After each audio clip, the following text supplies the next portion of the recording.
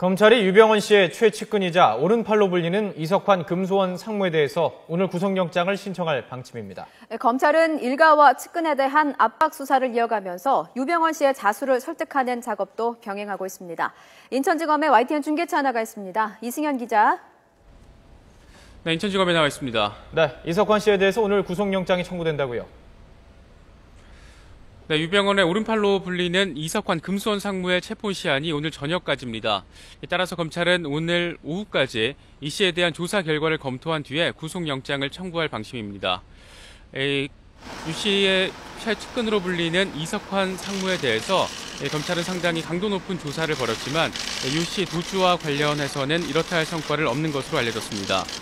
다만 이 씨가 유병헌 씨의 측근 중의 측근인 만큼 현재 소재지는 아니더라도 도주에 가담한 인물들에 대해서는 잘 알고 있을 것으로 보고 조사를 이어가고 있습니다.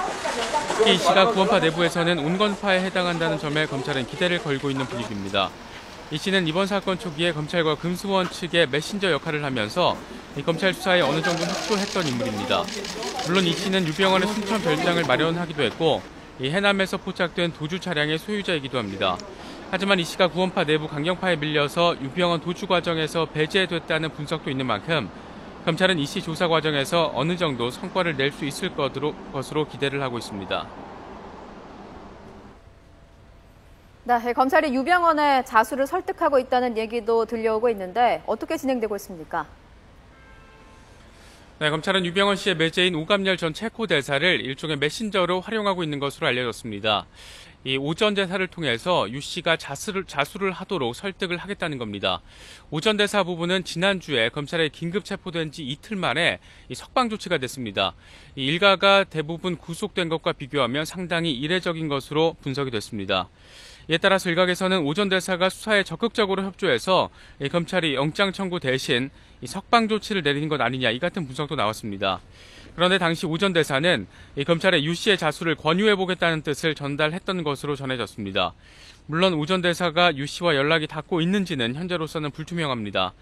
다만 도주가 장기화된 데다가 일가 대부분이 구속된 상황인 만큼 검찰은 유 씨가 심리적으로 지친 상황에서 심경 변화를 이끌어내겠다는 전략입니다. 수사는 장기화되고 또 유 씨의 행적은 여전히 오리무중이어서 이 같은 수사 전략이 이번에도 통하지 않는다면 유 씨에 대한 기소를 중지하는 방안도 본격적으로 거론이 될 것으로 보입니다.